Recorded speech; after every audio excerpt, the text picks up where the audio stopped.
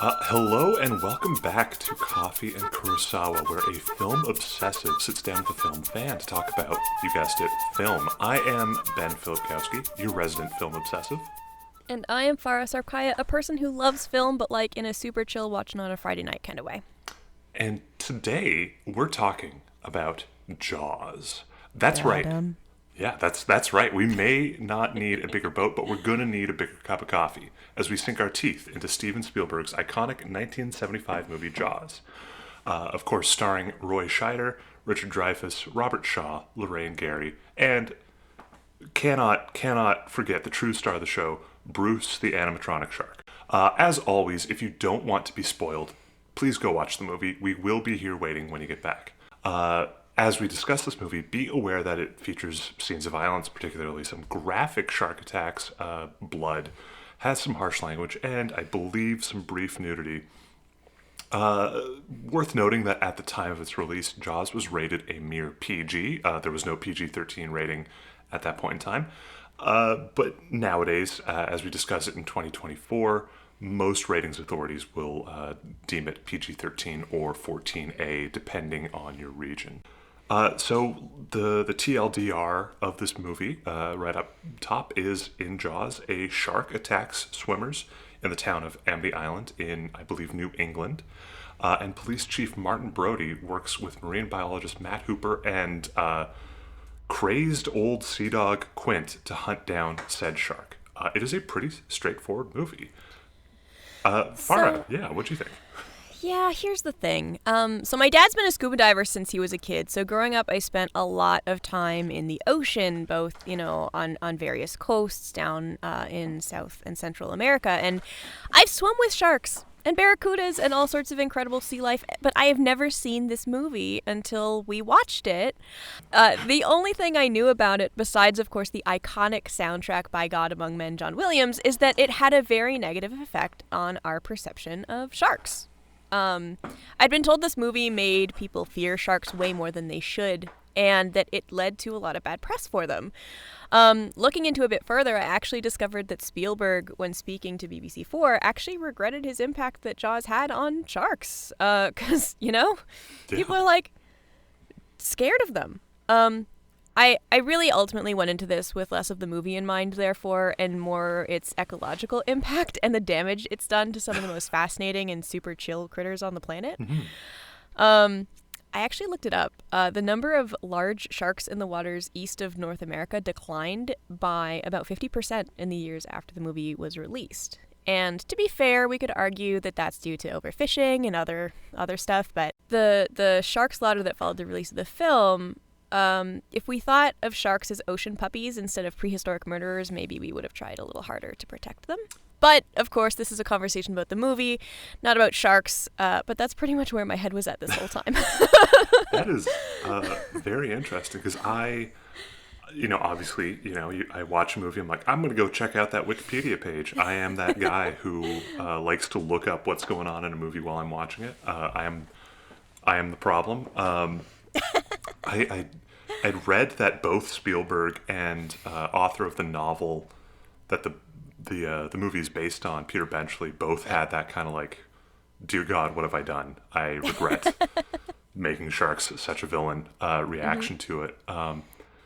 There was also the fear of going in the water. There was a note on the Wikipedia page about how people developed neuroses, like clinical neuroses related to swimming in the ocean, just seeing this movie, which is kind of nuts to me. Yeah. I mean, if you think that there's a giant prehistoric, basically dinosaur that has kind of vaguely magical powers, or not superhuman, but extra powers, swimming in the oceans that is literally 10, 20, 50 times your size, of course you're going to be scared. But sharks are really nice, guys. They're really cute. Some of them are violent, don't get me wrong, but they're not hunting people for sport.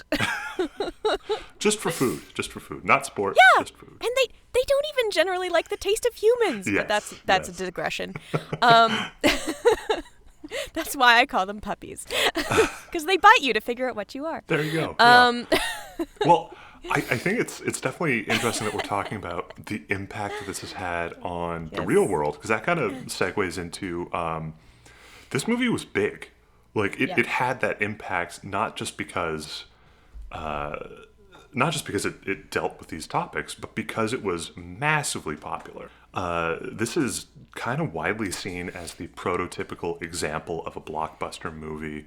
I think one of the first examples of like when a movie gets distributed to theaters, it has mass bookings. So it's not like touring around in regions or just a select number of theaters. It was like wall to wall. A ton of theaters are booking this movie, having a lot of screenings of Jaws. It was also it was a summer release. I think also contributes. So it is kind of the starting point of like, oh, summer's blockbuster season.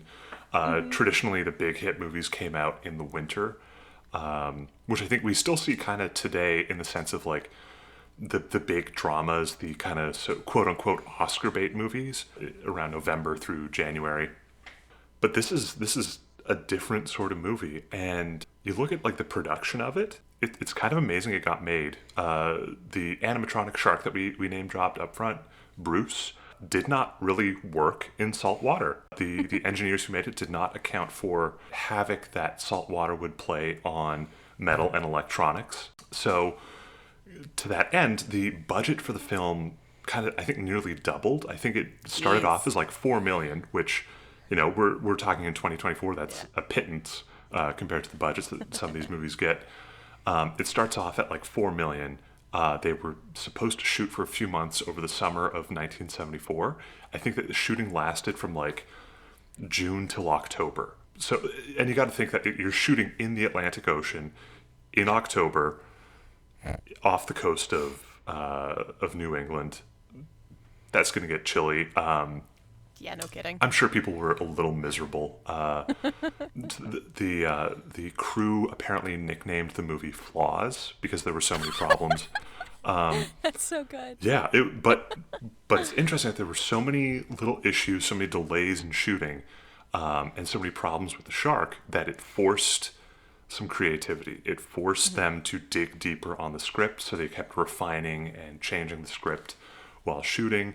This is, of course, something we still see to this very day. Notably, I would say, with Marvel movies, which are probably the blockbusters. I mean, I'm pretty sure that those are getting changed after they've shot everything. Like, they will change the script after the fact. Anyways, I digress. The long and short of it is that this thing wound up costing about $9 million to make.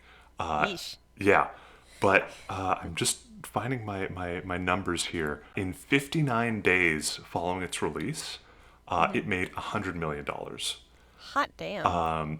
That is wild. Yeah, the first, its opening weekend, it made $7 million. So like it almost recouped its entire budget in one fell swoop. It was the first movie to ever hit $100 million at the box office. It became the highest earning movie of all time, and it held that position for a whopping 2 years until Star Wars came out. I think, what was it? What do I have here? If you include all subsequent theatrical re-releases, the Jaws box office earnings are just shy of about $500 million. The total box office revenue for the entire franchise is, I think, a little over $2 billion. Oof. Which is... That's... Yeah, it's kind of nuts. Yeah, for a movie about sharks. A movie about sharks, yeah. I want to point out something that I find very funny. In the movie, the mayor says something to the effect of like, you say sharks in the summer and nobody goes swimming. And they released this movie in the summer. Yeah. That's very funny. That is deeply That's funny. like Yeah. the most meta nonsense. Yeah. Oh, goodness. Yeah, and I think it's worth bringing all this up because, you know, there's so much talk these days around like, oh, what are the box office returns? Like, there is anyone who knows me knows that I watch the iconic film The Holiday every Christmas with my wonderful spouse, and in that a character talks about how he remembers when movies were reported on before the box office receipts were like sports scores, were like sports standings. I think it's worth mentioning that because this movie comes out in a period where popular film and art are kind of like colliding in a major way. This is that new Hollywood era where this wave of new talent are kind of sweeping into these roles of director, producer, actor, and really shaping what we think of nowadays as modern film. You know, New Hollywood is a kind of controversial term in some circles and a loose term in others because it's kind of like, it's not really a movement. There's no organized cohesion to it. There's no, single defining characteristic of all of it beyond this time frame. It's wild to me that this is Steven Spielberg's second film, I believe, and it's a smash hit. Another thing about it is that it's really good. Like, there's a lot of cool stuff going on in here that goes beyond just, blockbuster pop culture smash hit. Yeah, it was weird going into this, not having seen it, obviously, and knowing that it was this big hit. And I was just like, I don't know what I was expecting, but this was not it. Yeah. Like, it was more artsy than I expected it to be. It was a lot quieter, if that makes sense. And so, like, going into it expecting this big, like not necessarily like explosions or whatever, because obviously Godfather, like we said, was like part of this era. It still was very, I don't want to say underwhelming because that seems wrong, but kind of like it was not my expectation, to be sure. Yeah, it's kind of that trope of like Seinfeld. The sitcom Seinfeld is unfunny. Like, if you come to Seinfeld years after it's stopped airing and all you've heard about is its reputation as this iconic thing, and you kind of watch it and you're like, well, what's the big deal? In the context of when it was released, this was a huge picture, huge film. I could go on and on philosophizing about blockbuster filmmaking in general. I have so many thoughts about that, but it's so cool for me watching this and being a complete film obsessive who will like pause and rewind to see a shot again because I'm like, what's going on here? What are they doing? That was cool because Spielberg does a lot of that in this movie. There's a lot of really cool, to me, camera movement, camera framing, shot composition, and blocking in particular. That really stood out to me. Blocking, of course, being how actors are arranged in the physical space of a scene. Yeah, it was a very artistically laid. It felt like I was having paintings and vignettes put in front of me, which was very similar to Godfather that we talked about last time. Is that painting of a portrait in time rather than just we're following these characters along and doing these things. It's really just setting us up to have this very structured image in front of us that does tell a story more than perhaps just the conversation. The picture says 1,000 words, etc., etc. If ever you hear us kind of pausing a little bit to gather ourselves, we are, of course, looking at the copious notes that we have taken on this because we have strong feelings and opinions about everything we watch. For me, watching this, in the first, I think, 11 minutes alone, I had like 3 pages of notes written down. The kind of the first thing I think we really see is the shark POV through the water. We are literally seeing like a first-person image from the shark's eyes swimming through this dark, ominous reef with, of course, the iconic theme playing faintly in the background. It cuts to the beach at night, lit by some firelight, and we kind of pan across this group of, I think we have agreed, Youths. These youths. We agreed that they are both hippies and college preppy kids, all at once. They are drinking, they're smoking the reefer probably. This is, it's the 70s, of course they are. And I watched this scene and immediately rewound because this camera pans along and we're seeing at like very much at a level where you would be like your perspective if you were also sitting in this circle around a fire pit. But as we're panning along, it's really interesting because everyone who pops up in frame is kind of like perfectly visible. No one is heavily obscured by other individuals sitting around them. And if you're like, if you ever sit around a fire pit, like you got to do that kind of like leaning forwards, leaning back to try and talk to people who might be next to you, a couple people away from you. And I was like, oh, of course, like they shot this. They're obviously sitting like two parallel lines next to around this fire, just for this shot. And then, of course, when it cuts to the wide shot, which shows us more of the space, we get that kind of the full proper circle that we see.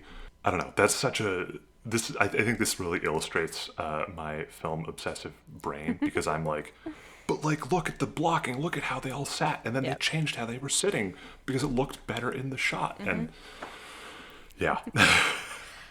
Well, I mean, it gives us both that sense of intimacy of we are part of the beach people. Yeah. Because we were just the shark.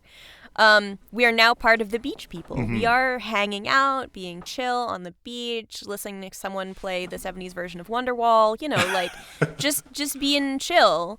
And then we have that, okay, but we're also the audience. And so we back out. And now we're seeing the whole picture, and we're seeing what actually makes sense instead of this very technically like arranged shot of like, we have to make sure everything looks quote unquote natural, but also we're painting a picture. And then we move into that really close up shot of I'm going to call them Adam and Eve. I know they have names, but the man who is being flirted with and the woman who is flirting.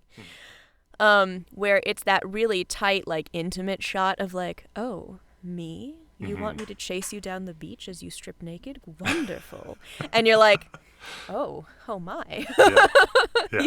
You pick up what they're putting down pretty fast. Oh yeah. Yeah, faster than Adam picks up what Eve's putting down. Let's be honest. Yeah, he's having a moment. I think a cool thing about that, you mentioned that it brings us into that intimate moment. We also get that, like, they match the eye lines of these characters. So, like, when she's looking, I'm going to say, like, left and right. This makes no sense if you are not watching the movie. But when he is on screen, he's looking to the right of the frame. His left. She's looking to her right. And they're framed in such a way that the eye lines match. That's a really, really obvious trick that a lot of people use to showcase intimacy or some connection that people are having. Yeah.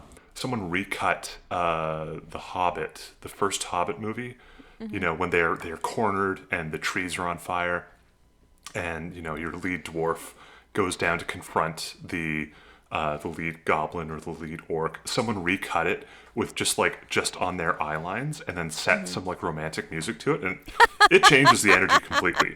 So when the bard rolls a natural 20. So like that's just it's just like you can do so much with how you're framing and how you're cutting these things that probably consciously an individual is not going to immediately think about. But you get the big picture, and that's the cool thing about it. Then, of course, she takes off down, not quite down the beach. This was a little interesting to me because I think it added a little bit of visual flair. But they're in that kind of like classic New England beach where there's like the fence, there's the hillock of grass, and then the beach beyond. They both go running, from our perspective, left to right across the frame, next to this fence. On the kind of like top of this little hillock.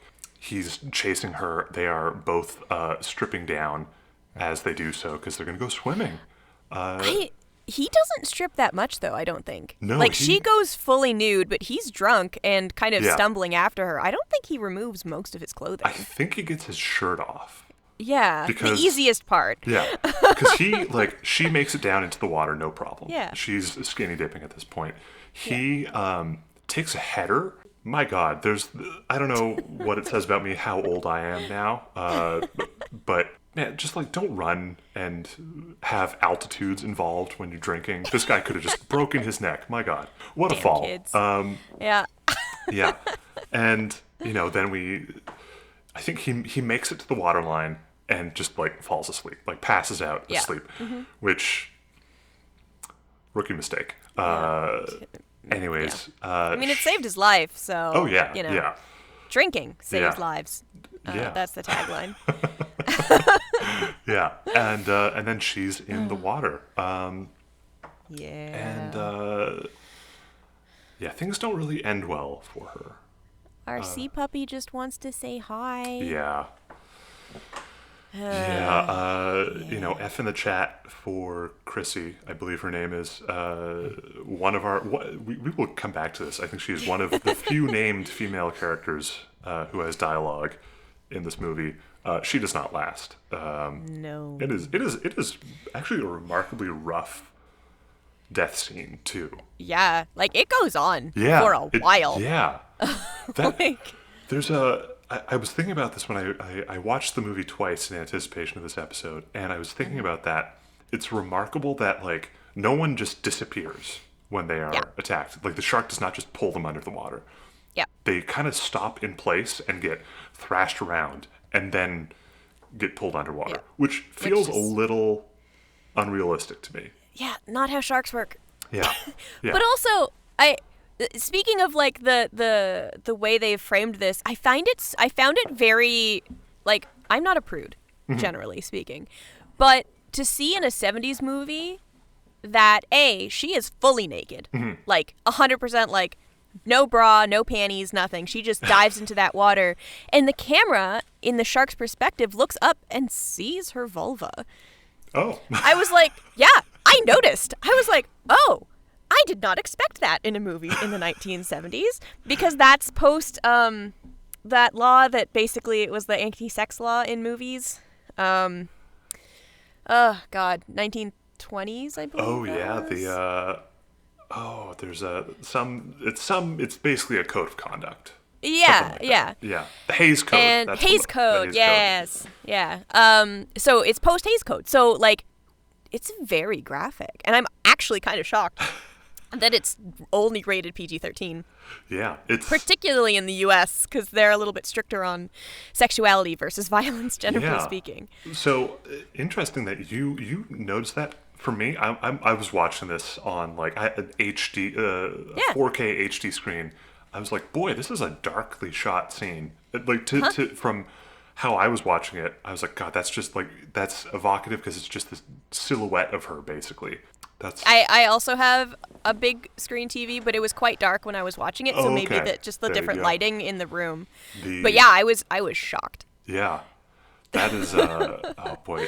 I'm going to restrain myself from getting into a whole discussion about like color grading and quality of you know, shadow and darkness in film then versus now. I'll stop myself there. That's a whole other episode. Yeah, what an intro to this movie. I think this all happens barely 5 minutes in too. Yeah. Like, it's fast. Yeah.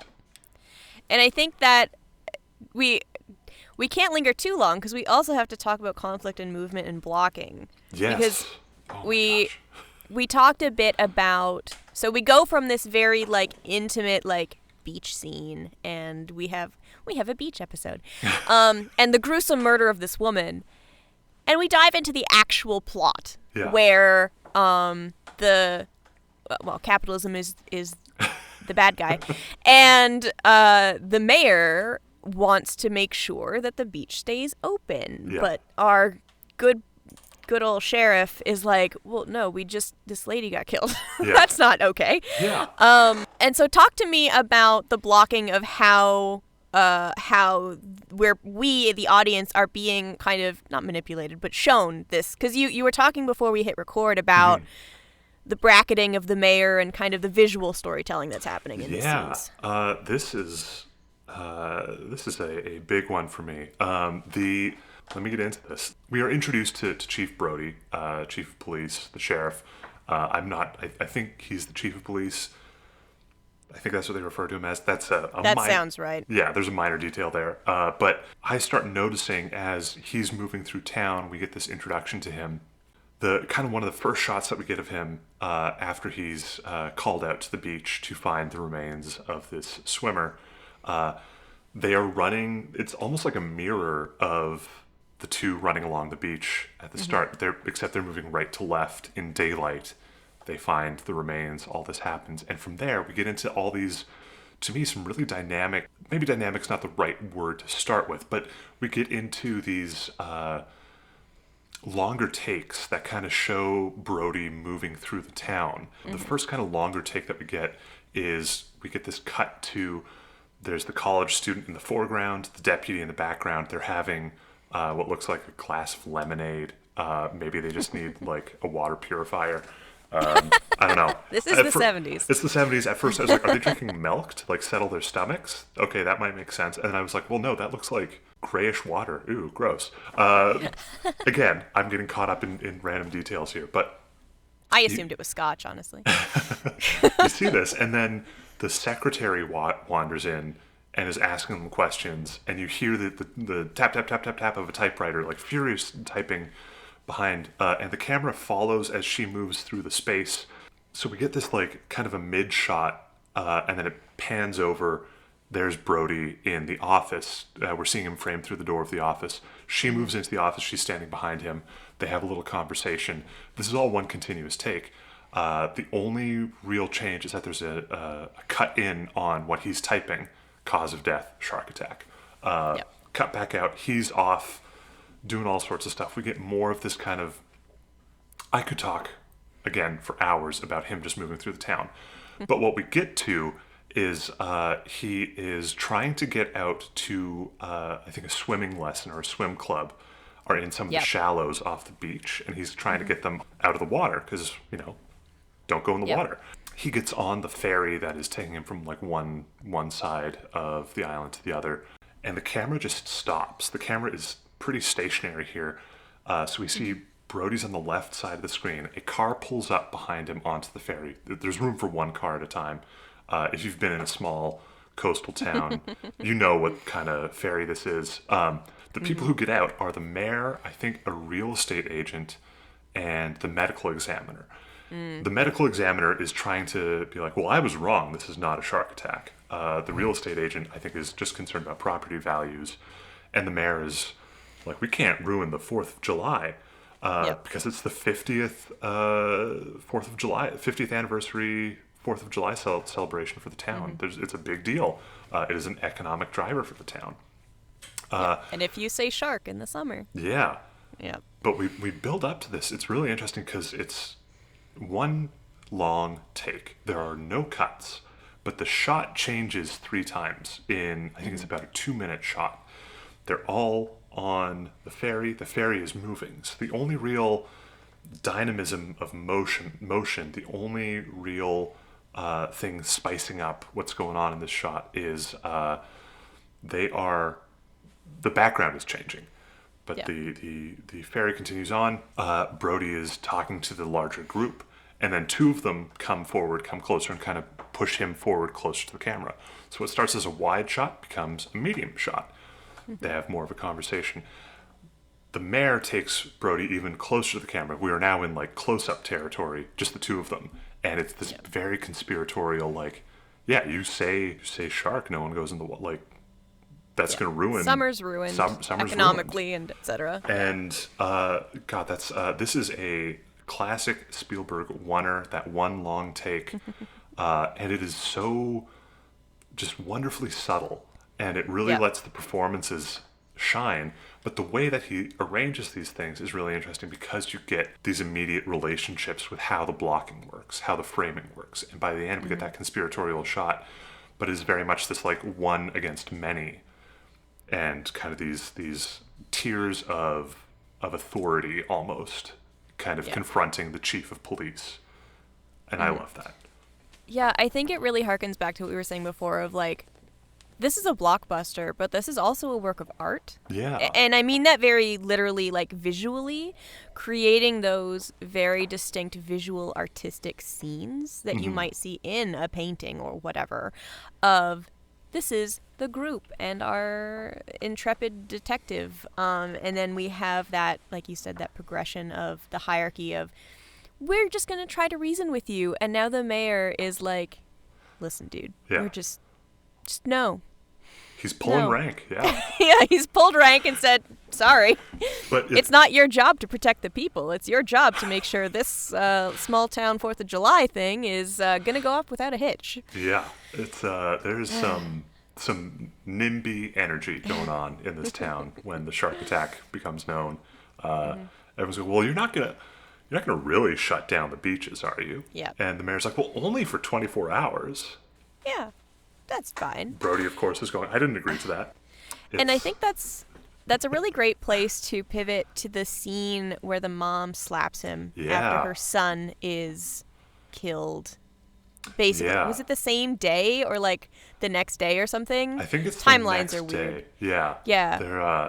So the build up to her son getting attacked is also really cool. There are a lot of kind of competing perspective shots, I would say. Yep. We have the camera picks up on a woman going into the water, tracks her, I think it's a medium or a wide shot, as she's walking down into the beach. But as she's walking down, this little boy comes out of the water. Camera picks up and follows him. He goes, talks to his Yeah. mom. He runs further up the beach. Camera continues to follow him. And then it becomes this stark close-up of Brody. He's lost in thought. And then you get his, I think it's their friends, their family friends are chatting with his wife about who is and who isn't an islander. You got to be born on Amity Island to be an islander. I also, we're not going to get into this super deep, but I really want to point out that the woman that she's talking to is a black woman. Yeah. Of saying, you'll never be an islander because you weren't born here. And it gave me a moment of, we are not the people to do it, but I need to read more about race in this movie because that is a fascinating take on citizenship. Yeah. And that is my digression. Yeah. Yeah. Well, this entire scene that plays out, it cuts between Brody sitting on the beach and we're seeing him kind of like head on.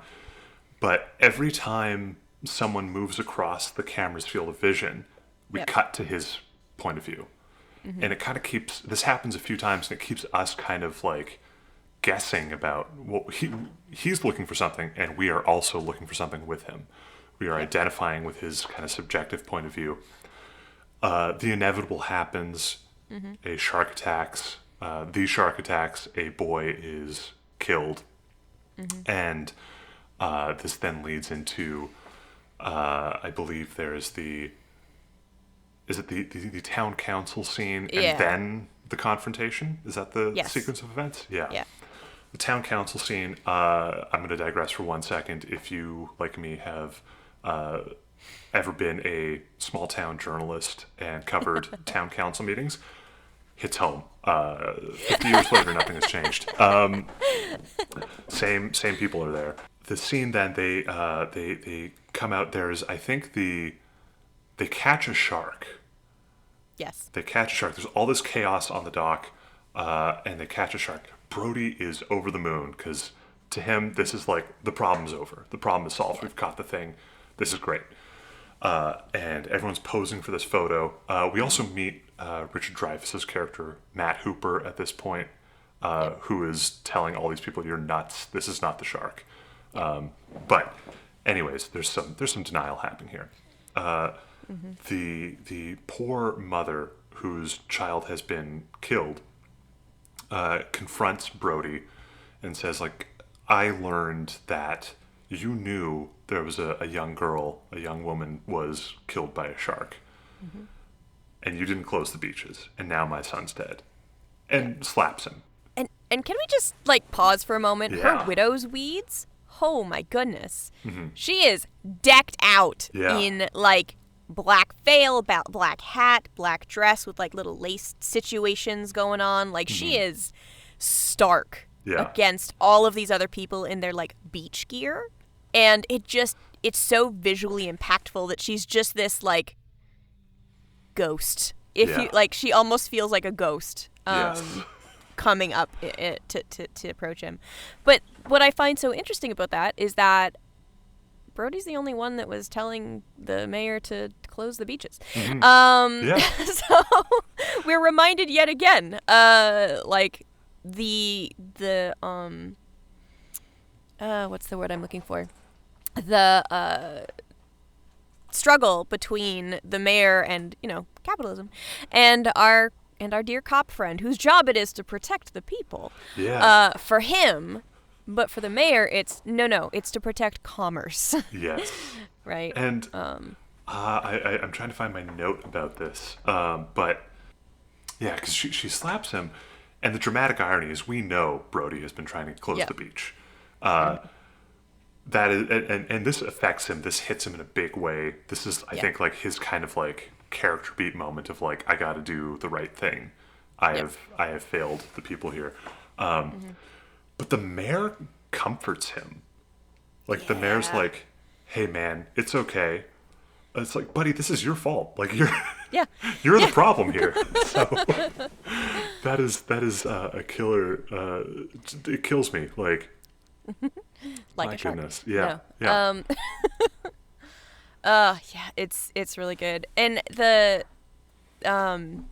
that leads into, okay, what are we actually going to do about this shark problem now?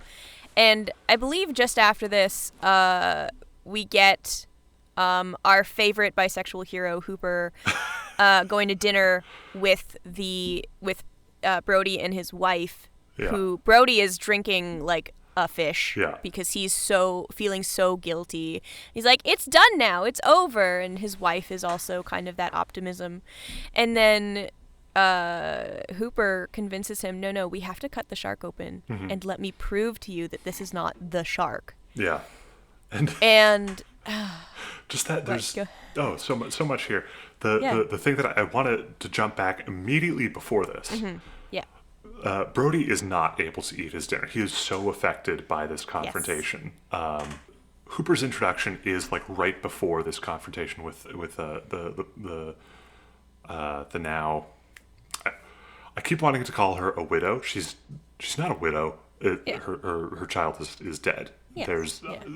He is so affected by this that night at dinner he's not able to eat his dinner. But that's also when we meet Hooper, who is this hotshot young college grad who knows a bunch about sharks.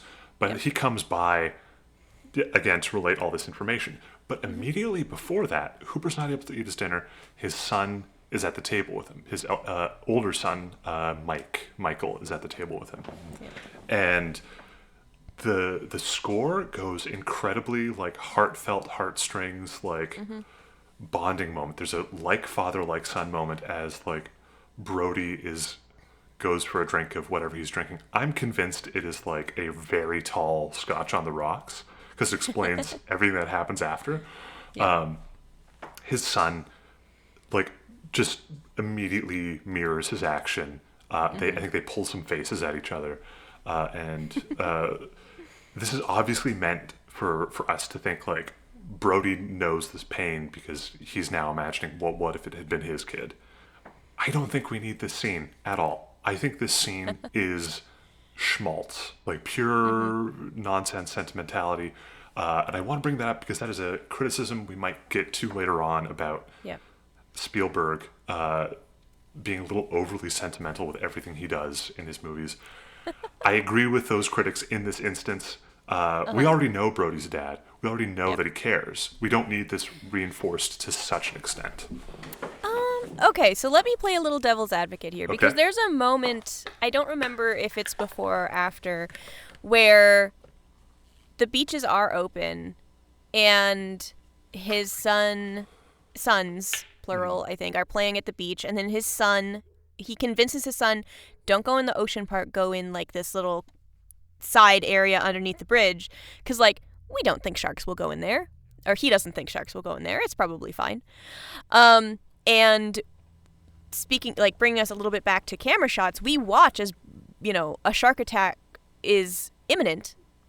A shark is spotted, and we see Brody running across the beach trying to get to his child who has fallen off the boat that they're on into the water.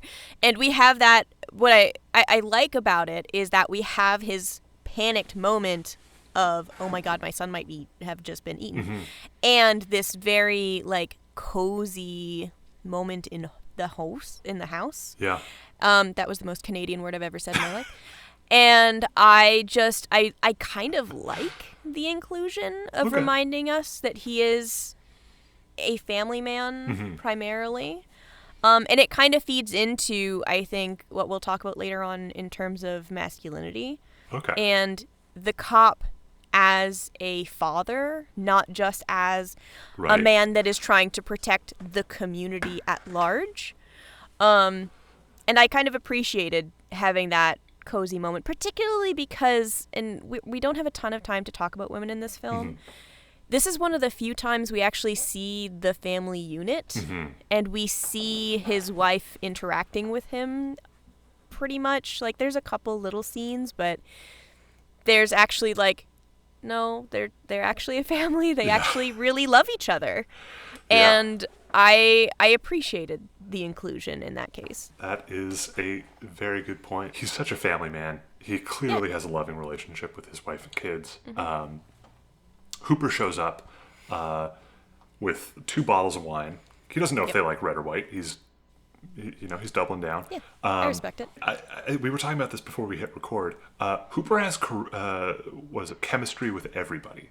Like, he gets along, maybe not initially with everybody, but like he is able to charm his way into most things. There is obvious chemistry between Ellen Brody and Hooper, and it's interesting to note that because in the book, apparently all the characters are a lot less likable.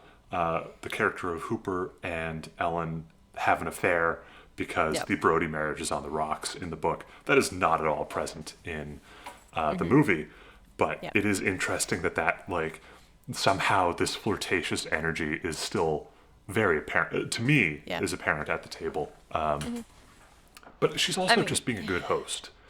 Yeah, I mean, Hooper even just eats off of Brody's plate. like they're just bros, you know? Like, I love also that Hooper, when we first meet him, looks like kind of a hippie college student. Yeah. But he puts on, with just carrying like a basic rucksack. Like, we just think he's another dude that jumped off one of these little side boats. But he arrives to dinner in jeans and a suit and tie. Yeah. You know, like the shift that he makes from this kind of interloper into, I'm at your table eating your food, not just a plate that you served for me, but your food off your plate, that then segues into them cutting open a shark together, is so, like, it's such a shift. It's such a shift, and it's the as this conversation between Ellen and Hooper is going on, and they're expositing a little bit more about who Hooper is and sharks in general. Just in between them at the table, Brody is very quietly pops the cork on the bottle of red and just loads up his glass, his highball glass, Collins glass. I don't know. It's a tall. He pours himself a very large glass of wine. Yes. And then pours comically small glasses for the others at the table who don't remark on it. Well, you know, he has a lot of feelings, and it's the 70s. So I'm also convinced, again, because he's pouring it on whatever was left in that glass. So you cannot convince me that he's not mixing like whiskey and wine in this moment, which explains a lot of his behavior afterwards. He immediately says, like, let's go cut open that shark, and Ellen's like, can you do that? And he's like, I'm the chief of police.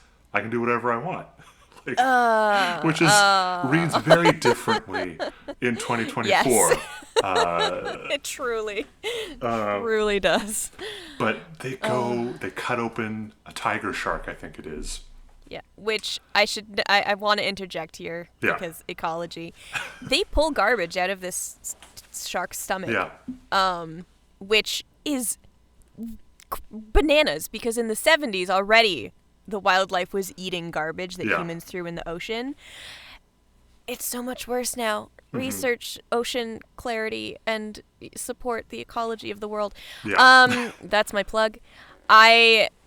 It's just so funny that, like, the thing that he throws at Brody's feet is a license plate. There's like a hubcap and then a license plate. Yeah. But the license plate specifically is like, see, it can't be this shark because this shark was moving in this direction. Yeah. It can't be your shark. Yeah. And like, that's how you locate it. That's how you locate it, Hooper? Gosh. Well, they also have the reason that they go to do the shark autopsy Yep. is they're talking about how like if he got the Yes. kid, we're gonna find Yeah. remains. Like Yes, because their there will not be digestion's so enough time. slow. Yeah. We don't find remains, but we also find like it definitively cannot be this shark because Yes. of this additional evidence that they find.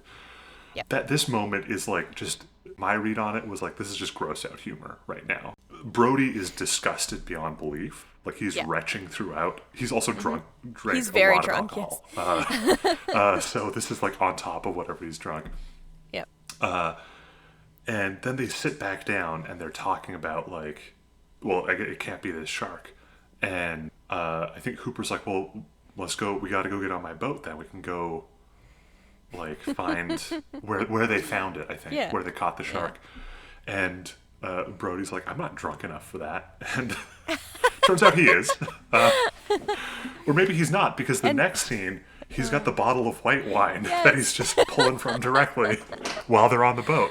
And it's a super fancy boat. Like Yeah. Hooper, we discover is rich. Yeah. Like we don't need you to work, kiddo. Go pursue whatever nonsense you want to do. We don't care. It's fine. Yeah. Rich. Which explains so much. Yeah, and not to interrupt, but I want to call out the bit of dialogue there because it is priceless. Brody says, "You rich?" Like, 'cause he's admiring all this. Yeah. There's so much equipment. There's a nice boat. And Hooper's response is, "What, me personally or the whole family?" Yeah. So he is rich, and the family. He comes from money, but he also Yes. has his own wealth that he has somehow generated. On top of this, it is very funny to me. This scene is there's a good jump scare because Hooper goes diving at night and finds the severed head of a fisherman in this boat. He tries to grab the great white shark tooth from the boat, but loses it because the head spooks him. This scene is like there's some tension, but it is set up with such like the build up to it is so comedic because I think Hooper's like. Well, it's kind of weird that like a guy who's afraid of the water lives on an island. And Brody's response is, it's only an island if you look at it from the water, which is some next level logic that I kind of I love. don't know. It's incredible how much we can twist twist things in our heads. And so speaking of Hooper being this very charismatic, rich college boy, we then meet our lovely Quinn, who is our other seafaring gentleman. This is actually I think his reintroduction because he is in he's in that town council meeting in a great like it is a very I cannot stress enough how like normal and naturalistic and human the performances feel. Like it feels very like down to earth and relatable. Yeah. Quint's introduction in town hall is to drag his fingernails on a chalkboard to get everyone to shut up and pay attention to him.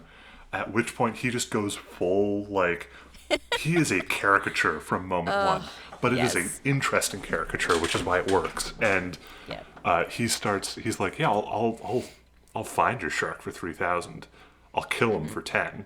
I respect the hustle, man. Yeah, he knows what it. he's about, and so we are reintroduced to him. Well, there's actually after the night dive, we get to me another fantastic scene, another classic Spielberg oneer. This one is just about 3 minutes long. There are.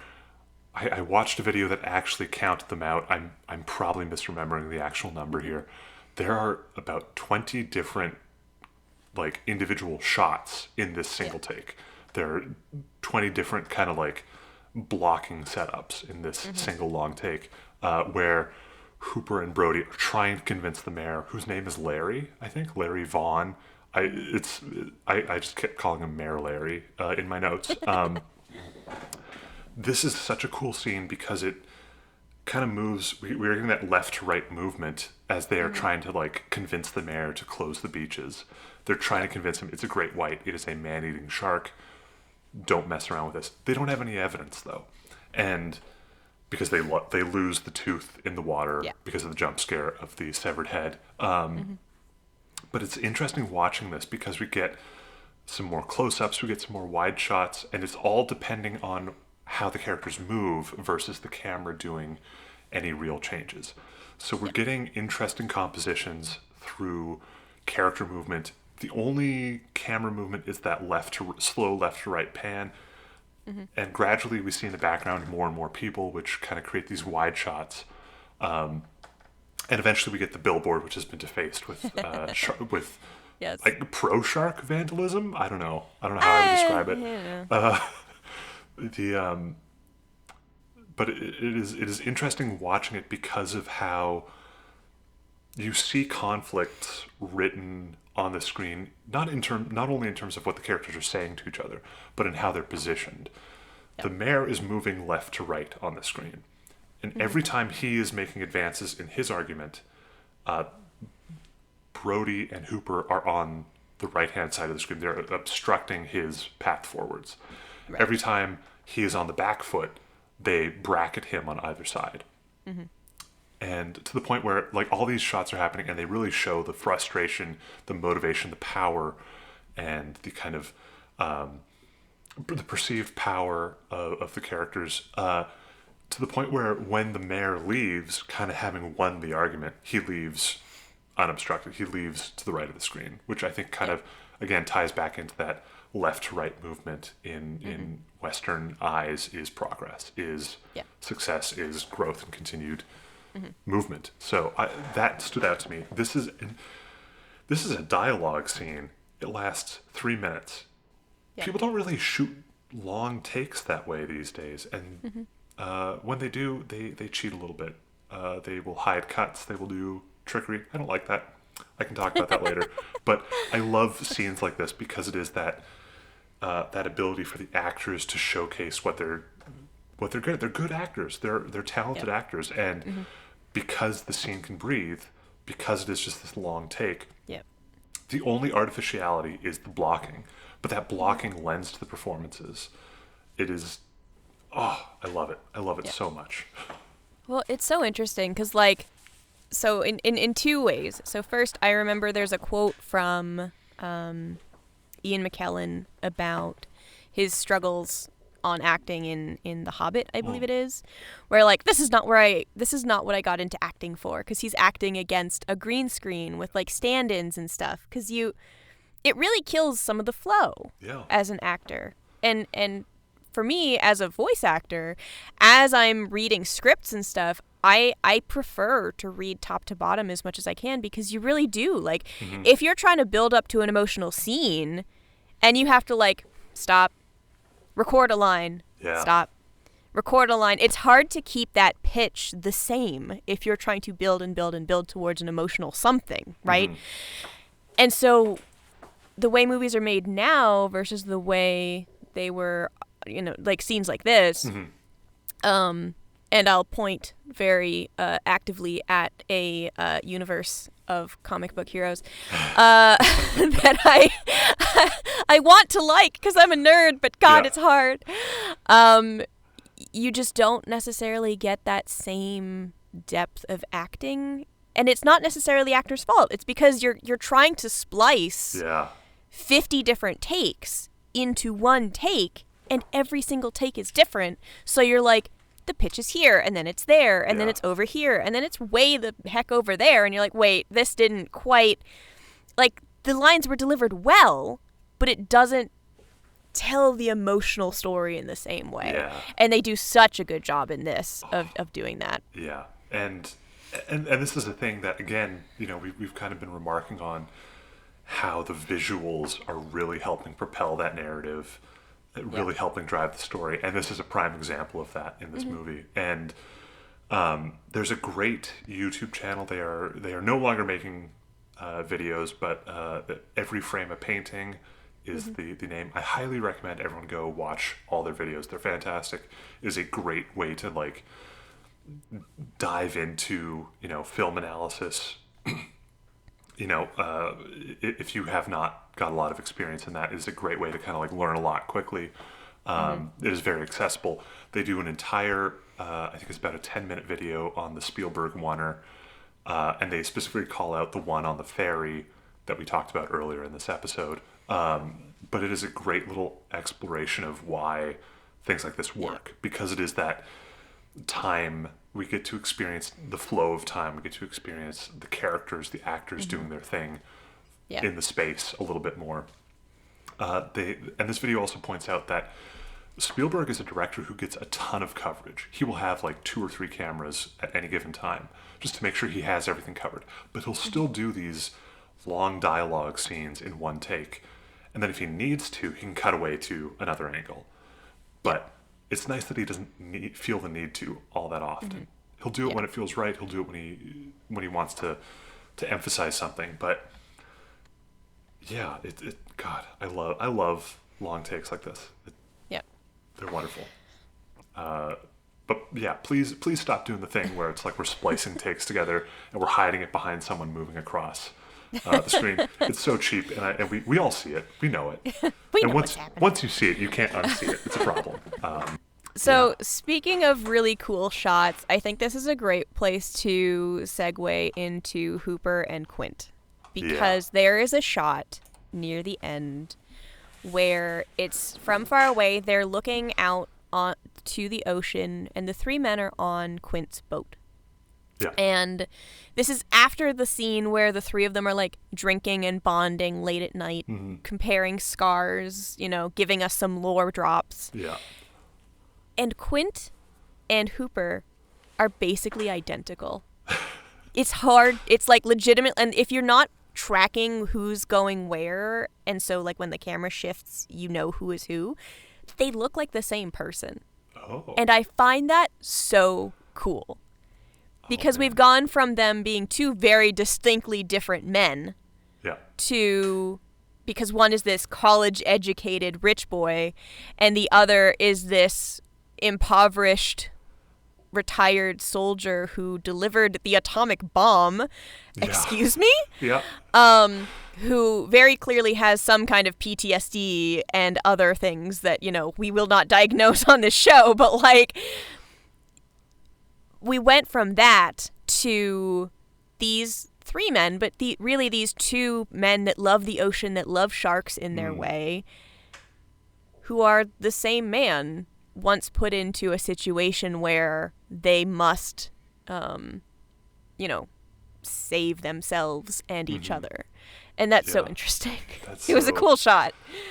I do not know this shot, because now I wish I did, because man, that sounds incredible. Because what you're saying, all that you're talking about here, makes so much sense, because these 2 characters are butting heads throughout, up until they get drunk with each other and compare scars. Yeah. At which point, again, we gotta stress, Hooper has chemistry with everybody. Like, there's he is the bisexual hero we need. Like, they are showing each other their skin, they're showing off their scars. There's an energy here that maybe that is because we were reading it in a different 50 years later. That is our read on it. And I love that speech scene after you get this bonding, because we do learn so much about Quint. It is another longer take. There are a couple cuts away to Brody's reaction to it, because we're getting Hooper's reaction in the background. We're not necessarily getting Brody's reaction. That speech, Spielberg told an interesting story about how Robert Shaw, who plays Quint, before they were filming that thing, was like, oh, well, like, is it all right if I have 2 or 3 drinks before we film this? Just so, like, to the method acting side of it. And Spielberg's like, yeah, go ahead. Shaw went for it. Shaw was like being carried between two guys carrying on like the over the shoulder thing. Feet were barely touching the ground as he's carried to set. So loaded, cannot keep it together. Spielberg's like, I may have erred here. I have regrets. I have regrets. But they try and persevere for 30 minutes. It's not working. They break for the day. Shaw phones him at like 2 a.m, having slept it off, and is like, I am so sorry. I apologize. Did I embarrass you in any way? Immediately was like, I did not mean to do this. I incredibly apologetic. I will be there first thing in the morning. Spielberg's like, oh yeah, like, It happens, like, as understanding as you can be. They go back to film it, I think, the next evening or something, and Spielberg's telling of the story is like, Robert Shaw shows up and has taken this 10-page speech that our script doctors were drafting up, has edited it down into the, like, 2-minute thing that we see in the finished picture himself. Like, he has rewritten it, figured it all out himself, has memorized it, has done all this work in and then delivers this incredible scene. I bring it up because it kind of echoes back to that thing of, like, when you let the actors act, they can do incredible work. And and he brings it up because it's like, if you just keep the cameras rolling, you don't want to get in the way of it. You don't want to be doing more setups, more shots. You want to get it all, because that's the magic. And if you don't catch it, you miss it. I don't know. For me, as much as I love this movie, once they're on the boat and once it's like that final climactic hunt for the shark, I'm losing a bit of interest at that point. Yeah. I don't know how you feel about that. I mean, this harkens to my problem with the ending, I think, quite a bit, because for me, the hunt for the shark, like, they do some cool stuff. Absolutely. They do the I mentioned this before we started recording. Tanks, scuba tanks don't explode like that. But I really love that they do that foreshadowing of, be careful, it will explode if you drop it. It doesn't. It does. That's not how scuba tanks work. But they also have the gun that shows up randomly right at the beginning, and the wife is like, "Why do you have a gun?" And then it goes off in the end, and it's like, "Oh, that's really satisfying." So they do that really well. Yeah. But then the ending, it's the opposite Lord of the Rings problem, is how I put it before. Is the Lord of the Rings had way too many endings. My God, like. Pick like 3. That's less than half. Pick 3. This movie felt like it didn't have one. It felt unsatisfying because we have Hooper and we have Brody, swimming back to shore after they have very cool exploded the shark. Not how that works, but very cool. And that's it. Yeah. And I'm like, wait. What about all the drama at the lake or at the beach? Like, what happened? What happened? Your wife and your children were upset. The whole town was in an uproar. Like, that's all. I feel like I'm missing the return to the beach, and I don't know why that was the artistic choice. Yeah, I think is my challenge. Like, that was obviously intentional, right? Like, they didn't just forget to film an ending. They chose to say they killed the shark at the end. Yeah. It's it's interesting because it's like, when I think about it, the movie has been building up so much tension. Yeah. This is like more of a thriller than a horror movie. More than like, it's not really a monster movie. It is more of a thriller. So it is all about that tension, that slow burn build. And then by the end, when the shark finally properly attacks the boat and eats Quint horrifically, I might add. Again, there's no PG-13 at this point in time. It does not exist. This is a parental guidance only movie. All the action happens in such a concentrated amount of time, and there's not a lot of tension at that point, other than like, he's going to hit the compressed air tank. He's going to hit it with the rifle. He gets a sick one-liner as he does so. I love that. He's like, "Smile for me, you son of a," and it's cut off. His curse word is cut off. Of course. It is very satisfying, but then it's like, okay, and we're done. Like, there's not a lot of come down. When you look at it in the context of other movies of like the 60s and 70s, a lot of movies just end, like, in a weird way like that. Like, every Bond movie is kind of like, they kill the bad guy, they blow the thing up, and then there's like, fade to black as Bond kisses the girl. And in this case, it's credits roll as Hooper and Brody swim to shore. They are arriving on the shoreline as the credits are ending. I'm with you. It does just kind of end. We just need like one more scene. We need some more closure. I'm with you on that. Yeah, I think this is a great segue into kind of thoughts, feelings, and the end. Yeah. Because like listen, I think it is a movie that is cool, visually was a very interesting, like, use of animatronics. Although, side note, great white sharks, the females are generally bigger than the males, so probably it wouldn't be a son of a, it would be a daughter of a, which I think is very cool and that we didn't do. And there were a lot of cool little, like, Easter eggs. Like, orcas, the name of the boat, is the only natural predator for great white. So, like, I love that those little details were there, and that was so cool. So but in terms of as a movie to watch, I don't know. Like, I didn't not enjoy it. I want to say it's like the vanilla ice cream, you know? There's nothing wrong with vanilla ice cream. Lots of people like vanilla ice cream, but I like it better with pie, you know? It's just not, it's an essential thing, but it's also not like a, oh my God, I'll eat buckets of this if I really want something sweet, you know? Like, watch it for the movie history and the aesthetic, but like, meh. I think that's actually a really good analogy because, you know, when you have a really good vanilla ice cream, it's incredible. You're like, this is fantastic. But you don't want more than like one scoop. And this is like 2.5 scoops of really good vanilla ice cream. By the end of it, you're like, I've had my fill. Like, and that's not a knock against any of, I would say, the filmmaking going on, because I think that this is, the visual language of this movie is just incredible. And I think it's so incredible because we're seeing that visual language at almost at full power in the blockbuster movie, like the first blockbuster. I think my takeaway from it is that it's a shame that there are so many disciples of Spielberg, so many people who cite him as such an influence, but no one has quite the same grasp over that visual language the way he does. You know, it's that kind of like, he's really mastered the fundamentals. And there's an art to those fundamentals. And I think that is my big takeaway from this. You know, I love so many Spielberg movies. So many Spielberg movies do so much so well. He definitely has his moments where he gives into his indulgences, which is, of course, you know, sometimes that sentimentality.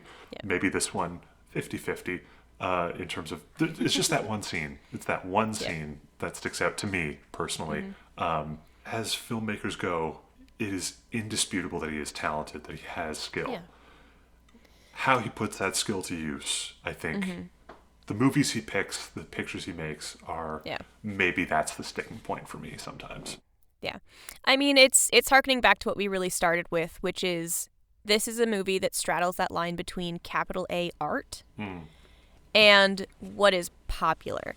Because I would argue that this was that blockbuster, sure.